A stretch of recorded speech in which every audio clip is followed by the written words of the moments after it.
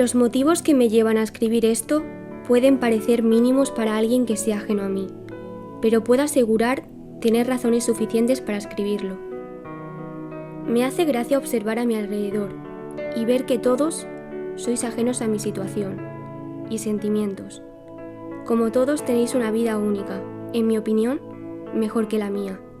Se supone que cuando se llega a casa se desconecta de los problemas, pero en mi caso eso no es posible, ya que no hacen más que aumentar.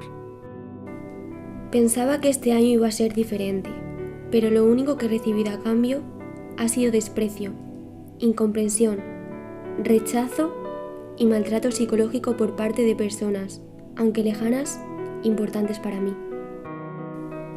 Quizás lo más duro fue darme cuenta de que no eras la persona de la que estaba enamorada. Ofreciste muchas ilusiones que resultaron ser falsas.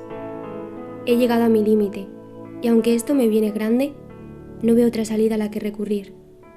Espero que nunca tengáis que pasar por esto. Muchos de vosotros os preocupasteis, solo que no lo suficiente.